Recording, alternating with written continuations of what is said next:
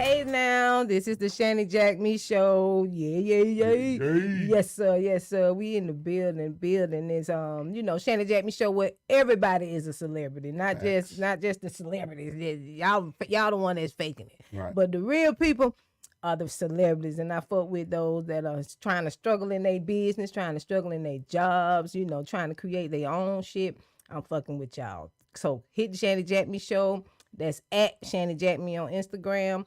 And I got a couple of little places to be at. Shanny Jackme Show, Shan 3000 Roads, and Mouth of the South. So you can come to any one of those pages and see the Shanny Jackme Show.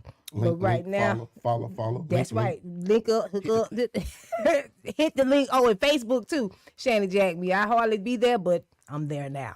So I'm sitting here with one of the JR Uing, you know what I'm saying? Shanny, I'm here with you, and I'm fucking with your music and your everything. So let's try to get on into this. Tell me where you from originally. I'm born and raised in Atlanta. Okay, ATL or the original OG. Cascade. And you from the Cascade. Beachy Road, shout out to Beachy Street back in the day. 1041 Mount Airy Drive. Okay, see that he don't live there no more, so we can give out them addresses. Yeah, definitely live without now. That was then. Look, don't about 9 different places in there. Don't go there thinking you finna catch him there. Y'all might get fucked up somewhere. Pull it up in somebody's yard. Right. Don't do that.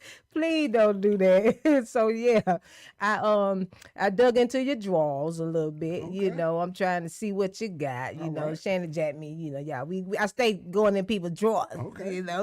Please. I'm an open book. Okay, good.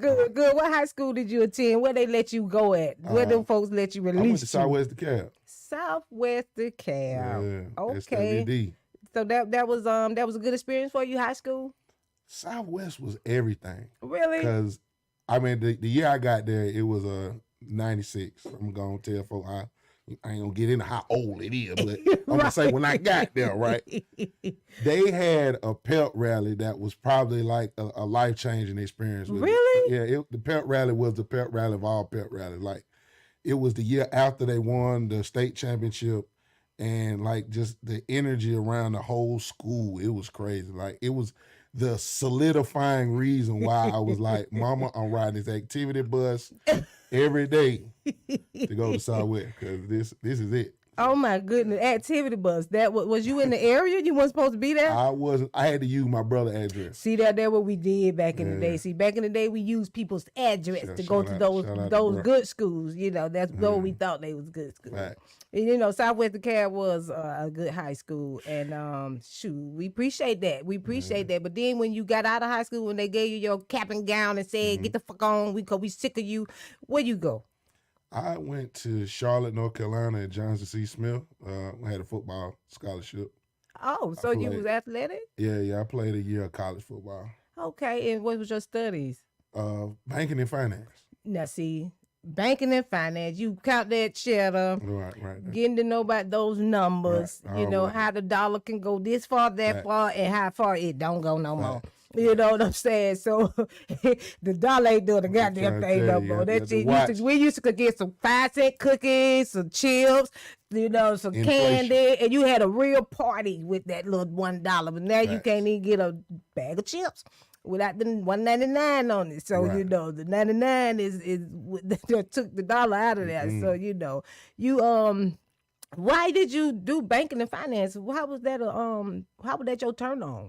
What made you do that? I always liked the numbers. My mom was a real estate agent. Okay. And growing up, I used to always have to be in the model with her, watching her do what she did, and numbers just came natural to me. Absolutely. No, so that money was in blood. Like, boy, we finna get this cheddar. Right. We finna stay at these houses. We finna do the thing. So she had a plan, and she kind of put that in you. And we shout out to Mom Duke for putting that shout out to Mom Duke, boy. She made it happen, and we appreciate her. So how did you switch from banking and finance? Did you work at a bank, or did you do any, numbers, accounting, anything with it? Well, when I transferred from Johnson C. Smith to Alabama State, it was Johnson C. Smith was a private school, and Alabama State was a public university. Right. So they removed like 12 of my credits because I switched to physical education when I went to Alabama State. Okay. But when they took my credits, I want to say that's kind of when I lost interest in college because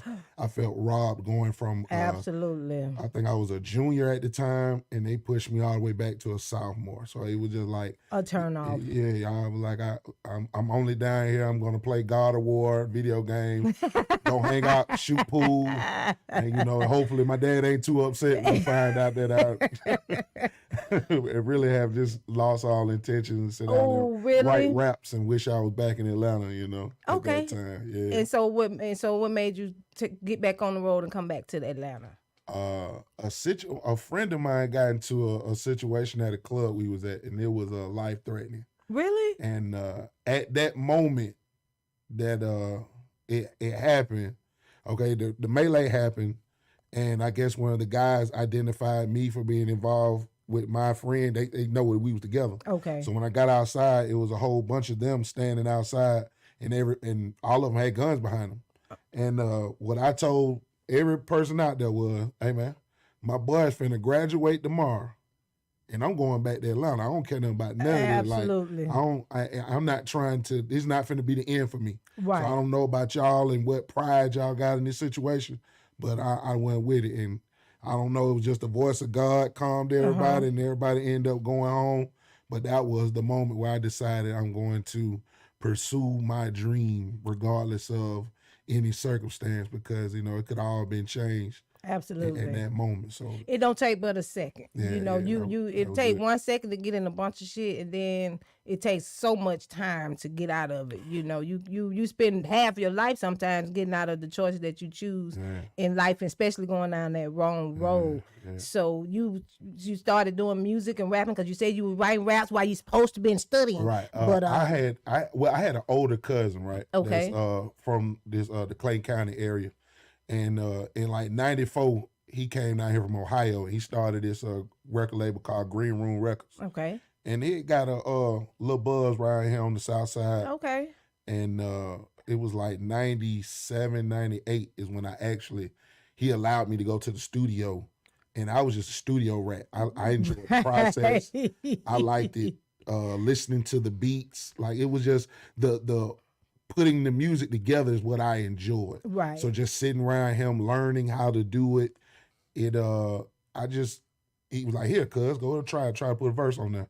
And the guys I was actually doing the song with, they erased the verse because they told me it was whack. Oh. So at that moment was when I decided that I'm going to put forth the effort right.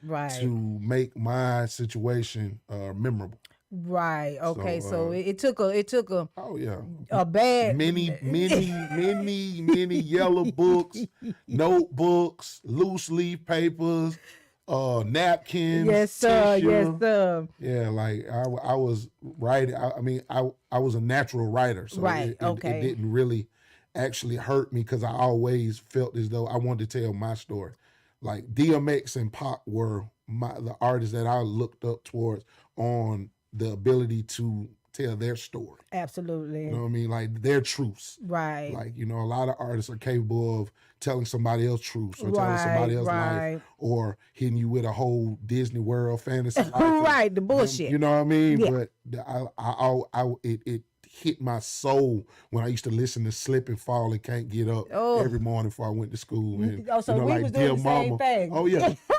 So many tears, like I listened to so many tears so many times. Like that shit was on repeat. Like Paul, you just like telling my story right now. That's oh, you just called out two greats, you know what I'm saying?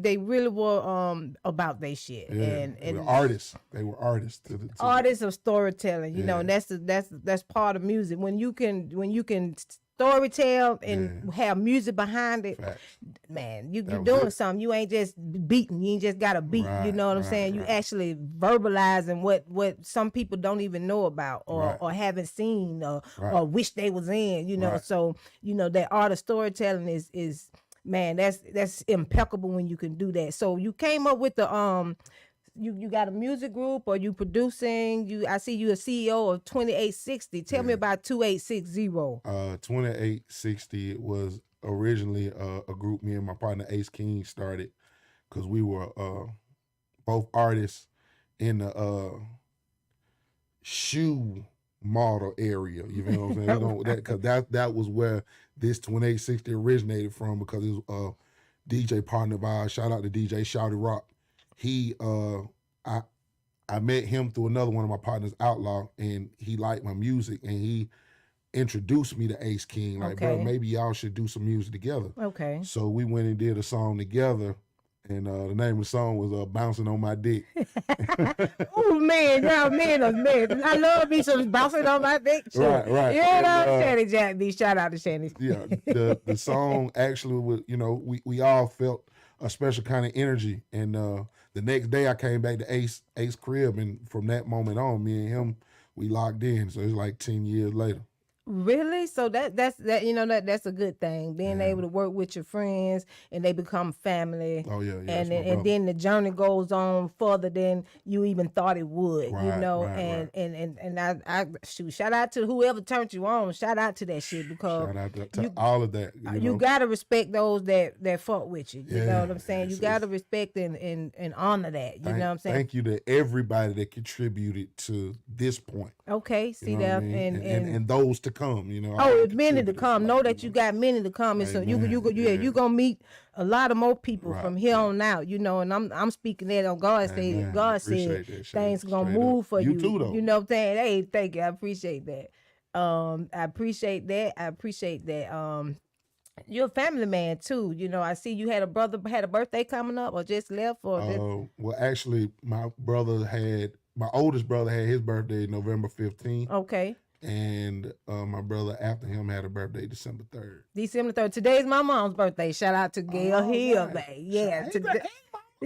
Shout out to my mama today. Yes, sir. She's a Sagittarius. Right, yes, I'm talking about a true Sag. She's a savage Sag.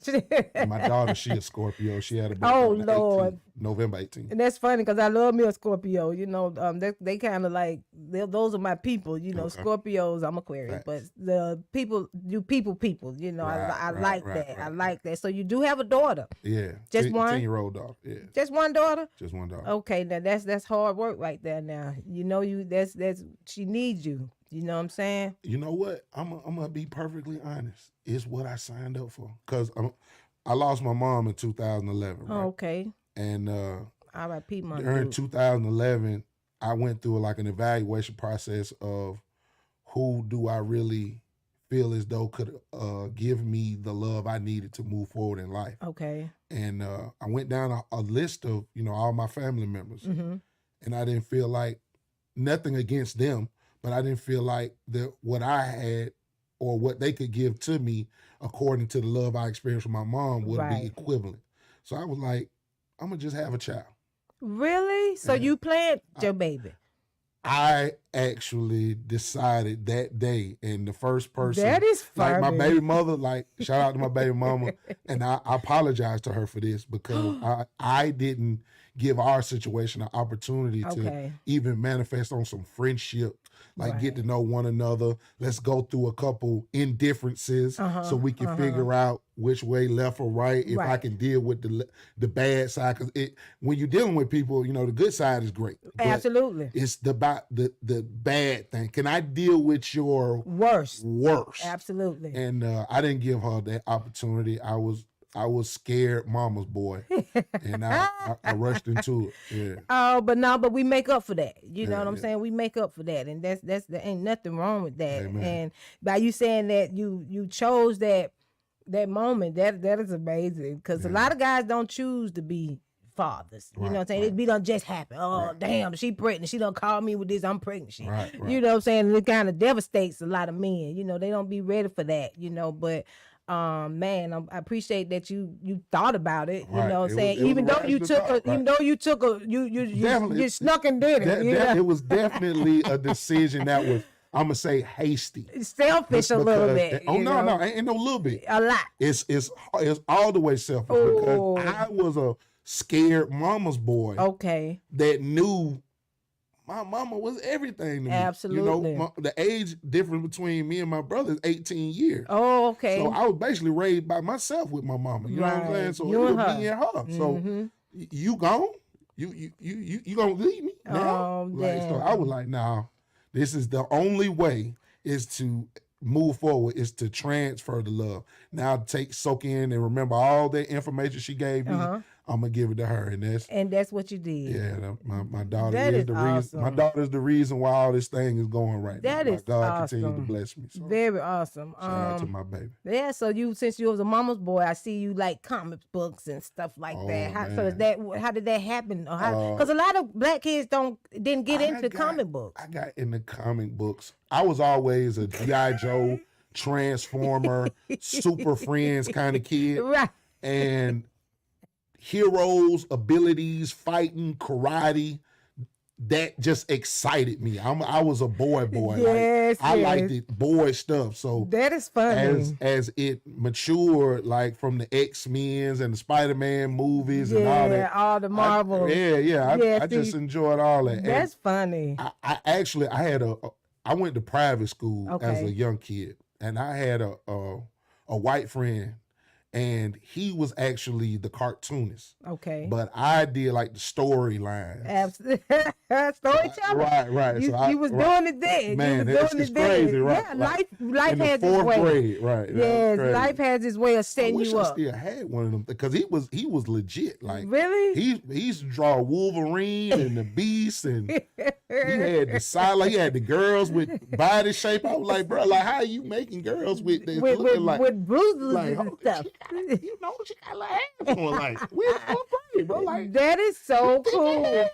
Like, that is funny because I was I like boy stuff, you know, and I like G.I. Joe. My brother, he's younger than me, but he had all the toys. He had the Tonka trucks, and you know, so I was playing with him because that was my little brother, and he was right under me. So my sister was older, but my brother, he was with that, you know, and I had I was infatuated with Wonder Woman, and my mama, she got me a Wonder Woman big wheel, but my homegirl, her mom got her a G.I. Joe big wheel.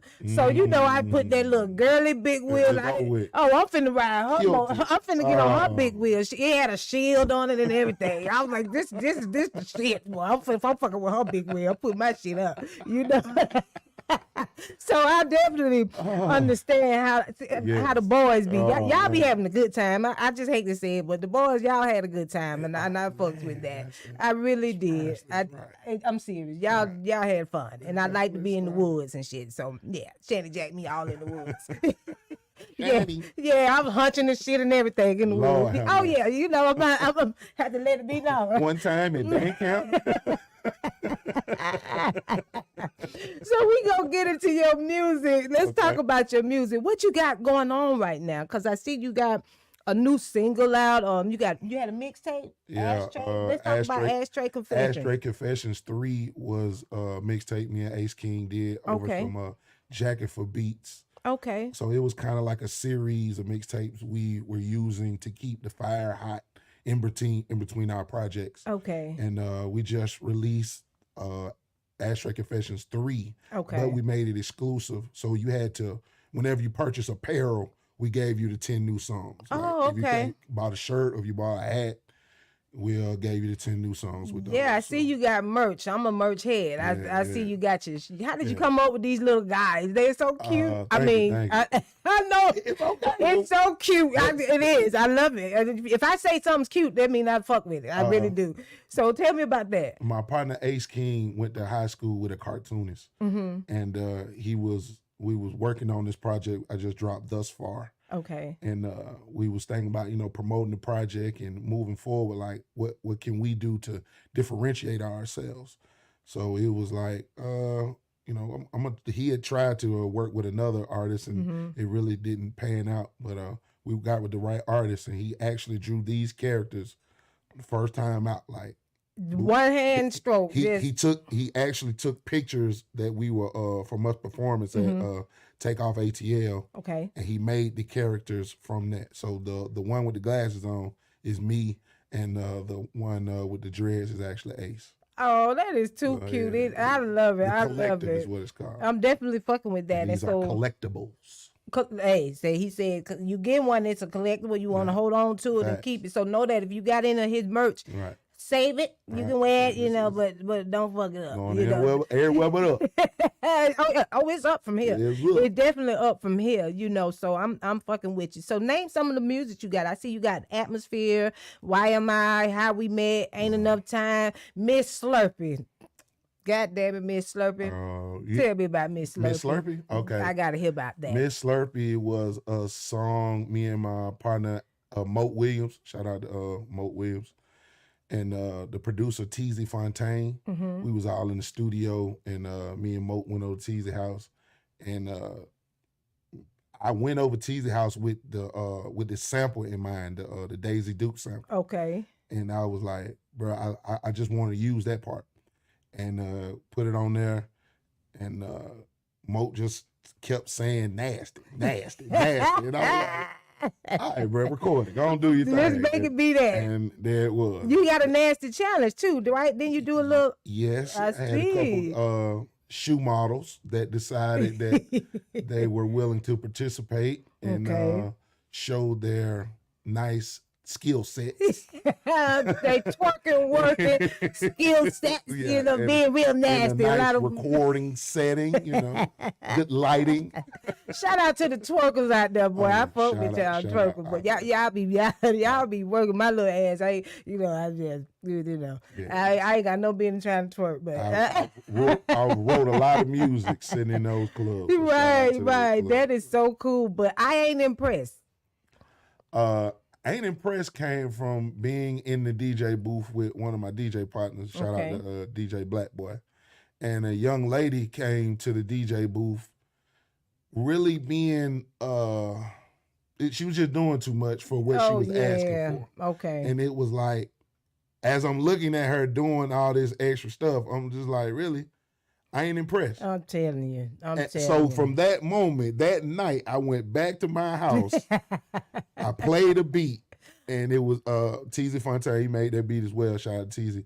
And that's what I wrote. Like, it came all right in, like, off that feeling. Because I'm, like you said, I'm an emotional artist. Right. I'm very sensitive. Right. So things that happen in my life, things sensitive that I'm around, like, it all formulates how I'm going to write. You Absolutely. And a lot of guys don't be impressed women. I mean, y'all, you know, I hate to say it, you be slick trying to act like. I think it's mutual though. It's a situation where, you know, a female could be unimpressed with a guy that's putting on too much. Oh, like, because we can tell. Like, you know, that's a rental car, my nigga. Like, that's not yours. It's not yours. That you know, the insurance ain't in your name. You got rental car tags and everything, and then you a permitted driver. You ain't even use your credit card to rent. See that? So therefore, you know, it goes both ways. But I've had issues performing this song and females getting uncomfortable. Okay. Because they felt as though I was speaking directly at them, but really I'm a storyteller. Right. And I'm telling you the entire story. Absolutely. For 3 minutes. That's what it is.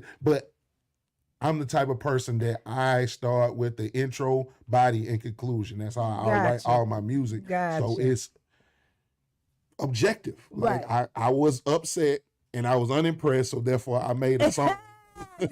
And I stuck to the script. And there's nothing wrong with it because when I listened to it, I was like, oh, that is so true. It's factual. You know, it's not like it was just a good beat behind it. I ain't impressed, you know, but a lot of people aren't impressed by a lot of that fake shit, you know, and that's what's going on a lot. And that's the thing, because I want to make sure that men and females both understand that, you know, long as we seeing eye to eye and we all just, you know, cool, then it's all good. But don't try to do all that extra shit. Like, regardless, male or female, I ain't impressed. I'm not. You know, and I say that. That's why everybody is a celebrity on the show, you know, because I'm not impressed with you being a movie star or you being the #1 rapper on the radio. You know, I'm not impressed. I like it. I deal with it and it's good, you know, but it don't impress me. You know, I don't go for the guys with the nice cars, you know, with the money pulling out your bankroll. I am not impressed by that. But your personality, that goes a long way. Because once that money, that fame and money, or you broke down, it's gone. now can you impress me? You know, go. without that. And so that was a damn good song. I like that. I ain't impressed. So that's a good thing. But and I see you use samples, because see, I'm a sample queen, you know. I'm not Which one you like? Oh, let's see. I didn't get wait a minute. Was it Love? That's it, because I got it down in my notes. Right there. Okay. There it is. Yep, you with Ace it. King produced that one. Shout out to Ace. Okay. And, the funny story about that one. I'm listening. Portuguese Love was my mom's favorite song. Oh. And we were in the process of working on our project. Okay. So I'm on the way to the studio. It comes on. And I'm like, that's my mama there talking go my to me. mama. Yeah. My mama died in 2011. Okay. So I felt like she never left me. She just speaks to me in different manners. Absolutely. She speaks to me through different messengers. I never know. Like I just tried to always open my ears and be sensitive to everything around me, even the people that I'm around, because she could be speaking through them as well. Absolutely. So when it came on, I was like, oh man, that's it. So I went directly over to Ace crib and I was telling him like, bro, I want to sample this record. That might have been the fastest sampling job that we've done. Right. Like right. it felt like it came together so organically. Yeah. And it was it's been a beautiful song for us. I liked it, and because when I heard it, I'm like, damn, he's sampling some good old shit. You know what I'm saying? I said that's good. So that if I was an artist, I would be straight up sampling. Shout out to Kanye West, Camper King. Let's go back to the roots. Let's go back. Rapper's Delight. Absolutely is a sample. Yeah. Africa Bambaataa is a sample. Planet Rock is a sample. Yeah. So we've always had to adapt. You know, we've always used our heritage to boost the next wave, the new generation. So it's just being able to be in tune, because I'm a student of the game first. I was a fan before I was an artist. That's right. So therefore, I'm always researching.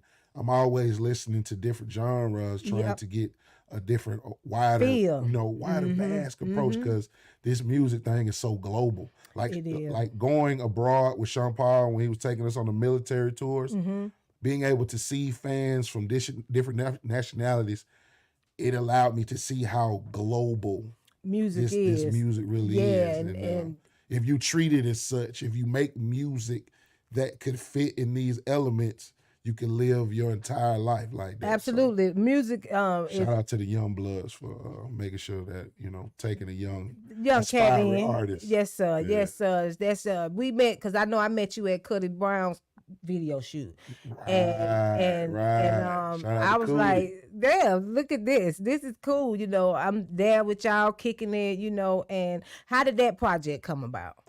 Well, me and Monster did the podcast together. Okay. So I've kind of always been around the Low Breed family. Every time they, got a show or something, we always support one another. Yeah. And it was a record produced by my brother XO. Okay.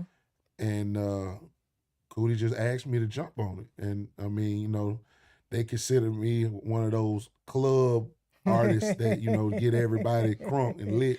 Yeah. So it was like, bro, this your element. So let's fuse this together, and it came out great. I liked it, and I appreciated it too. I had the pleasure to sit down with you guys with that, and it was a good song. I like it. I see he done got off social network right now, but we still shouting out to you, even though you ain't watching. We still shouting out to you. Progress. Growth. That's right. And ain't nothing wrong with that. You got to pull away from it sometime to get yourself together. And ain't nothing wrong with that. We take that social network to the stream sometimes and think that it's the new TV. And you know what? That's the drawback from the success of this music, right? Is the sacrifice that you have, that they're trying to make you feel like you have to give up your privacy. Absolutely. And like your opinion. Because I feel like you're human. You can, just because you like orange and I like blue, don't mean that we got to be upset at one another for liking that. Either one of them. Like, it's a color. Let's enjoy the fact that we both like colors. Absolutely. So it's a common ground. And it's like, man, I just be tired of, it gets tiring. Yeah. You know what I mean? Like just trying to keep up with all of that and all of this. Like it's still things that I enjoy in life that I enjoy. I don't care if you like it. Right. It doesn't matter if you tell me, if you hit a like button or hit a comment. It doesn't matter to me because I'm going to do the things I enjoy. Absolutely. Absolutely. Without the likes. Right. You know, people living for the likes. They want to see the thumbs up button. Right. I feel like I'm dope in real life. So absolutely. You know, shout out to Skinny C. So shout out to Skinny. You know, that's right. Dope in real life. You know. So you I see you talk about Low Breed a lot. You know, Monster Luther, shout out to him. You know, he's such a cool dude. And every time they call, we go. Right. You know what I'm saying? So that's just how it is. And when I listen to your music, you give me this Bun B sound, you know, and I'm you do. I'm like, wait a minute now, this sound like some fucking Bun B shit. You know, to add that right in, right? Bun B is my favorite artist of all time. See, I was gonna ask who was your influences, and there it is. Bun was the artist that I tried to mimic. When I went back and went through his raps, like Murder, the song on Master P's album, Ice Cream Man, Murder with him and UGK and Master P. Oh, that yeah. verse right there changed my life. Like that was the verse where I decided, like, that's what I want to do. I want to leave an effect on a song in that capacity. At that capacity. Absolutely. With a stern level of intellect, with the most cunning words that just slice your head off, guillotine ball, like flawless victory. Man, it was like, oh my God, Bun, you are the epitome of. So yes, sir. Yes, sir. He was a major influence in my sound. And you got it. You sound you do. And even though we don't hear much from him right now, you know, I shout out to UGK. I used to listen to him, you know, pocket full of stones, motherfucker, got a pocket full of stones, you know, all that was what I liked too, man. And shoot, man, they was killing it, you know, they really was killing the game. And Pimp C, R.I.P. to Pimp C. Man, you know, and that's who I like. You know, he was just something. You know what I'm saying? And for you to gravitate to those two, you know, that was probably the best thing you could have did. I'm gonna say now it was a collective of artists that kind of influenced me. Like I'm saying, Pac, DMX. Then it's the 8 Ball MJG. Yes, sir. Yes, sir. That I gravitated towards. Then the 666 production. Ooh. Like.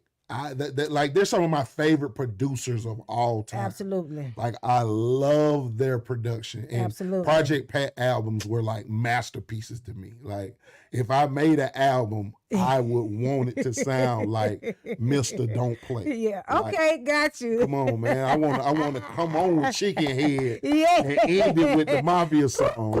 Yes, sir. Man. Oh my God. Like, hits on hits on hits. Because they just did their verses, you know, 666 Mafia. Man, when I tell you, you know, and shout out to Bone Thugs and Harmony. You know, shout out to those guys. See, Bone Thugs and Harmony, they came out kind of before 666 Mafia did. Right. And they kind of like had their own time. Right. You know, and Bone Thugs Harmony, they had their moment.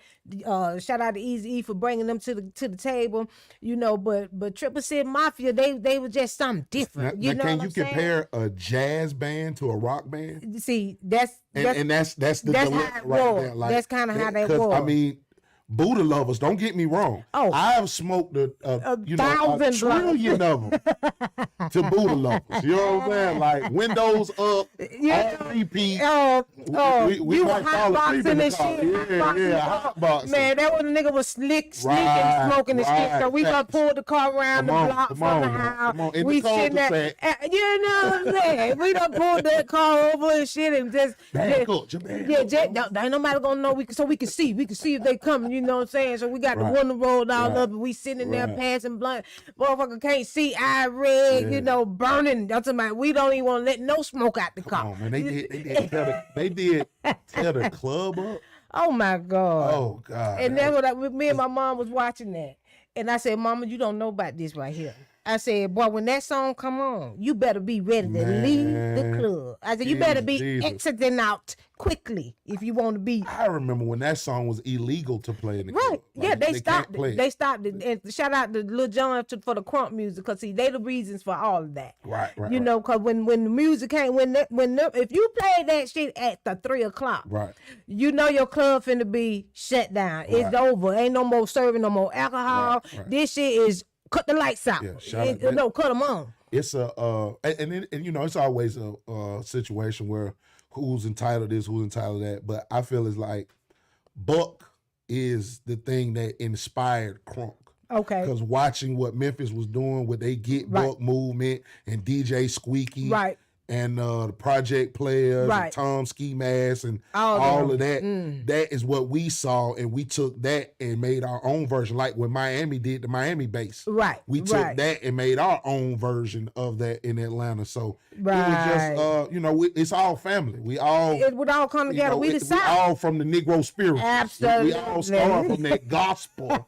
And you know, bridge off into our own branches, whatever. But it's all got a common ground. Yeah, the tree that's planted already. You know what I'm saying? And the branches that go from the stems, and you know, that's how we all grow. That tree of life is where we at. You know what I'm saying? We all linked to that one tree. Right. And the dirty South is just where it's at. You know, not just it's just the facts. You know what I'm saying? I just no disrespect to the North, even though I say they have been the thoroughbreds of hip hop, but the South recreated that shit. So I think it's a situation where New York gave us the blueprint. Absolutely.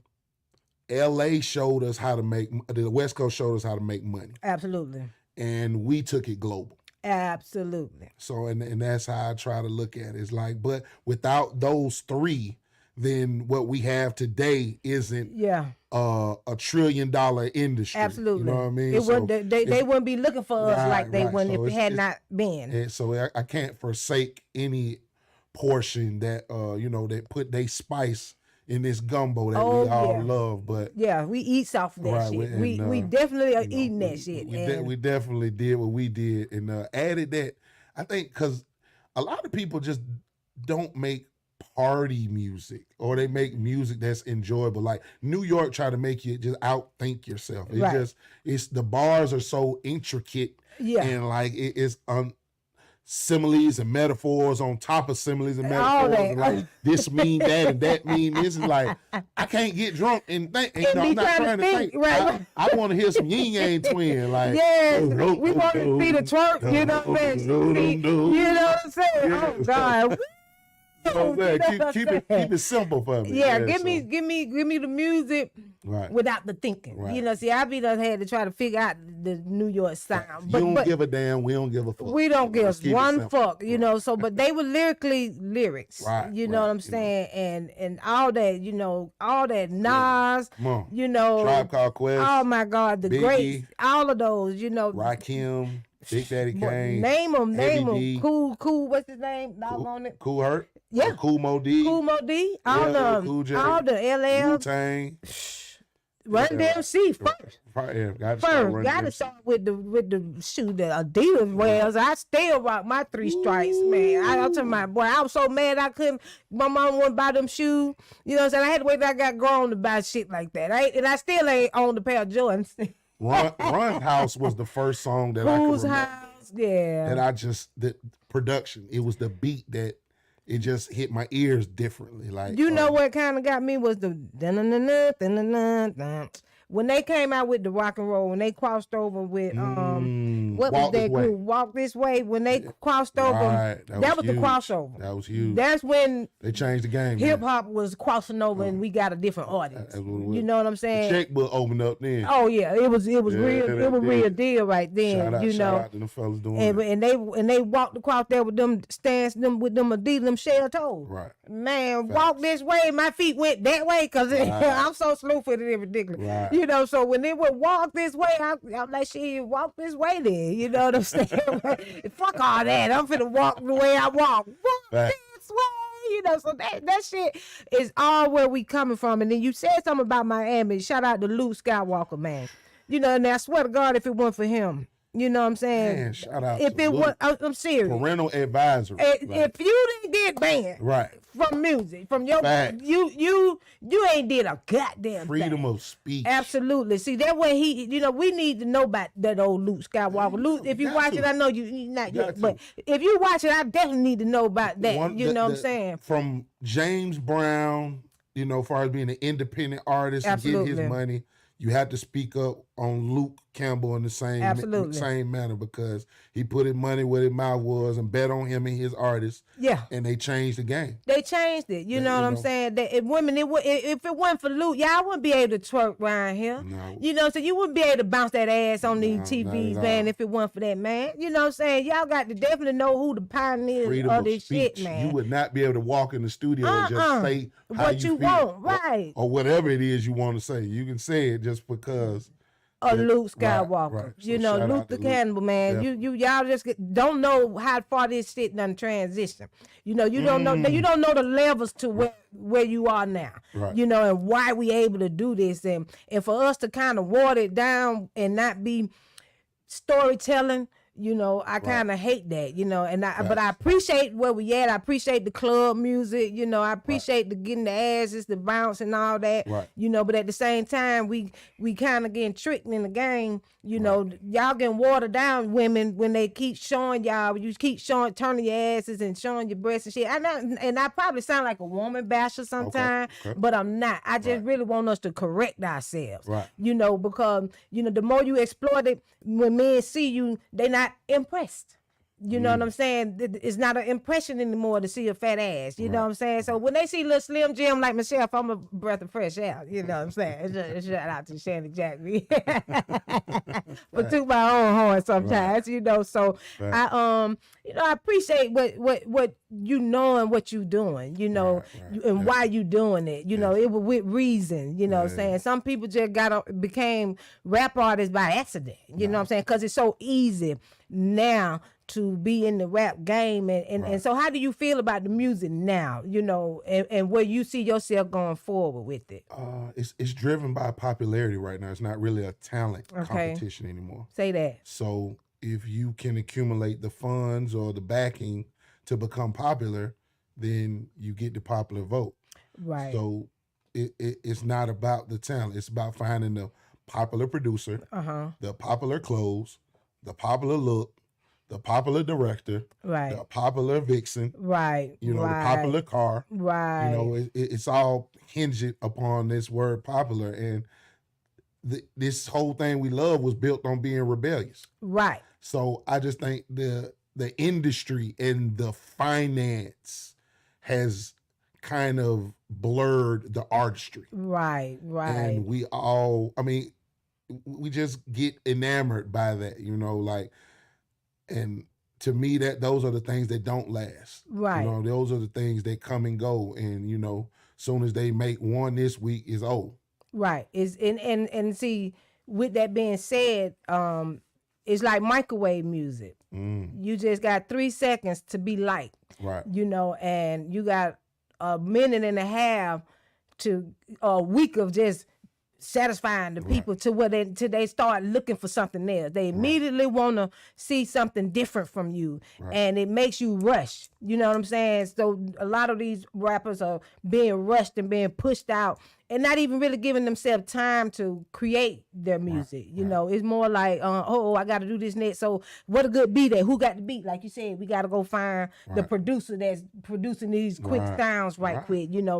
When the other person, the non-celebrated person that's he really hungry. actually trying to do it. Right. The hungry don't get it. You know what I'm saying? They don't get the outlook. Now, I feel like this, because in this game, artists don't look at themselves as products in like hip hop is Walmart. Right. So you're putting your product in Walmart. Right. You have to figure out how to differentiate your product. All of us sell cereal. How are you going to make your box, your ingredients that much different than the formula that everyone has to use on this aisle? Everybody got we all have to use the same formula on this aisle, but how do you dress your box? Right. How do you make the shapes of your cereal? You know what I'm saying? So I think artists don't really get into that much detail. It's more like I'm gonna make the Kroger brand of this artist. Absolutely. Because I seen that this work, and I could get these same shoes online. I can buy that same outfit. I can grow my dreads and color them the same way. Absolutely. And then I got I know the YouTube channel, they got the beats the same way. You know, because that's been like the thing lately. Shout out to all the artists and, you know, producers that do make the music and put it online. But I personally, the album I did, Forthcoming, right? That's what I was going to ask you about. That was an album majority I did from the internet. Like, I specifically went down different producers online and I reviewed the beats and I made the album from those beats I selected. Gotcha. And it was just for the popularity, like, you know what I'm saying? Because the music I was releasing earlier, everyone kept telling, they didn't, everybody that sat down with me understood that we're making timeless music. Absolutely. So this right here, this cooked on cast iron. So you gonna be able to eat this food gonna taste good next week. Right. When you put it and then just put it in the oven and warm it up. It's gonna taste the same way. So it's like artists don't. It ain't the same thing. No, you know? it's not. Do you play instruments? I used to play the guitar as a young man. I ain't sharp as I once was, but that was definitely the introduction to the music was through my guitar. I used to play lead guitar. Lead, really? Did you do it in church or just for a band? Or how did you do that? My daddy, my dad, he was a visionary, right? So let me tell you how he actually told me, he was like, homeboy, you gonna play the guitar, you gonna get in the church band, make $300 a Sunday, and that's how you gonna pay for, you know, your lifestyle. That's what you're gonna do. That was how he pitched it to me. Okay. But me at being 12 years old, like, dude, like, go to church, and I couldn't. He didn't make it cool enough for me, so I was very reluctant to what he was trying to do for me. But at the same time, these principles, formatting music, understanding rhythms and chords and stuff, is the same information that as I went down the wormhole, I end up using these same principles. So it was shout out to Pops being the visionary. Yeah, shout out to Dad for making making it possible. Yeah, putting it, take me down. He was trying to put it in there. Yeah, he just didn't want the direction in the way he wanted to go. Right, of course, you need to go to church. Right. We got to have you in here this Sunday, and you know, because a lot of the boys grow up, they have to play the drums, and it's interesting that he chose the guitar, you know, and the guitar is a kind of like complicated instrument, you know, to play and learn, because it's not like the piano. The fingers feeling like, oh my God, like they got laid on, like, yeah. That's why I put it down. I don't like this instrument, and I slick tried to play snare one day. Okay. I just know paradiddle. I just learned the basic of it, you know. But the music is my life too, you know. That's why I kind of like interviewing artists, people that are just getting in the game, because I want to see how, you know, what started it all, and the instruments in school, you know. And shout out to the band teachers, and shout out to those teachers that taught you how to play the piano and taught you how to hear that sound, because that's a gift when you can play from just listening, you know, and being able to hear it and catch those notes, and the guitar, again, is a complicated instrument, but it's a fine tool. It's a fine tool. Right. Shout out to Ernest Isley, man. He's a beast with that thing. Oh my God. Ugh. Man. He's a great. He's really a great. Man. Straight up. They can't even. You can't even mention about a guitar without Atlanta. Every time you listen to Voice to Atlanta. Oh my goodness. Yes, that is who you hear. Yeah, Ernest Isley. Man, come on now. You can't. Oh man, that joke making me. I want, as soon as I get in the car, there you go. I'm going down to the Portuguese lane. Ooh. Shout out to Tina Marie, man. You know, Tina. Come on now. They you know, man, them people. Classic. Good music is hard right now. I turn on the radio and I turn it off, and I hate to say that, you know, or I go back to to the 80s. You know, I go back to what I grew up on. You know what I'm saying? I go back to what I knew. You know what I'm saying? And you, shit, man, you don't know music if you didn't know these people. You know, and I appreciate that you do that. You know, and I say salute to those artists and to yourself. You know, I see you going places. You know, and even if it's not on that mainstream, I'm just glad you out here. You know what I'm saying?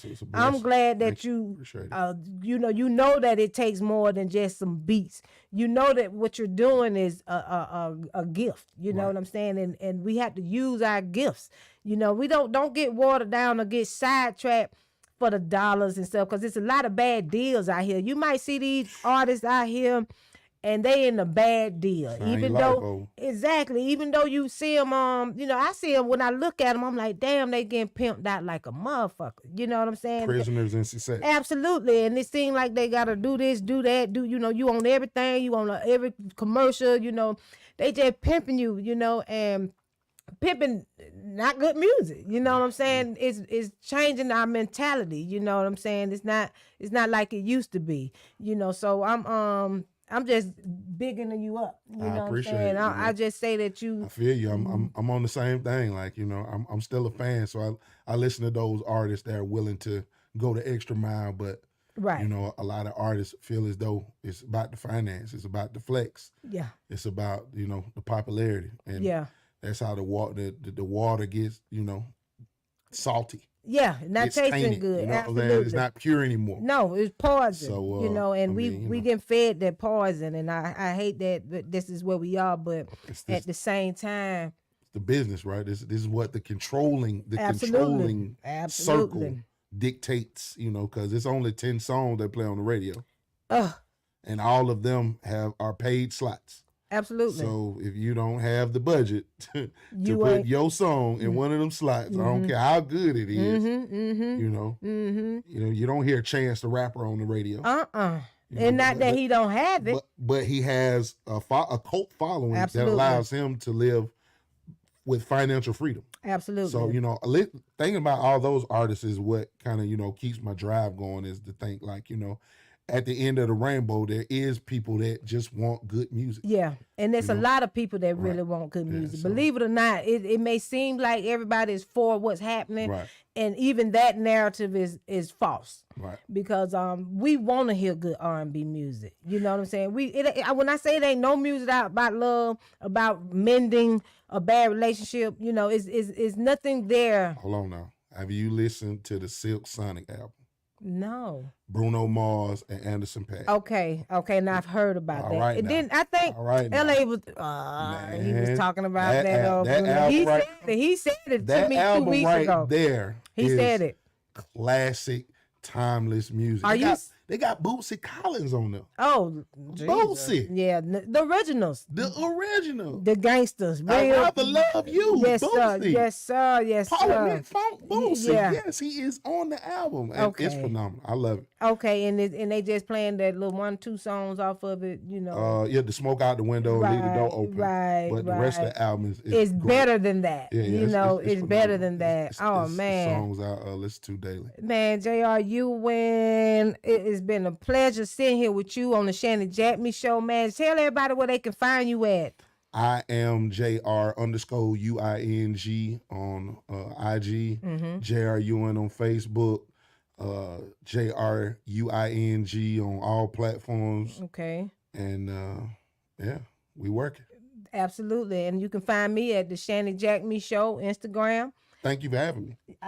You know, I had to dig in. I'm like, hold on. Who I get? What? Wait a minute, motherfucker. You know what I'm saying? I gotta pull this band up here and see what we got, because I see gifts. You know, I see it. I love talent, and I could be an AR. You know, I should have been, and still is. You know what I'm saying? But you know, because it's never too late for nothing. Never. Timing is everything. Never. So you know, Shanny Jackme Show, where everybody is a celebrity. If you're trying to be heard, be seen, you know, just trying to pop your shit, come to the Shanny Jackme Show. You can hit me in my DM. You can always reach out to me, man. Facebook, Shanny Jackme Show. Y'all hear, you know, shit. It is what it is. Thanks. We finna take this shit to another level.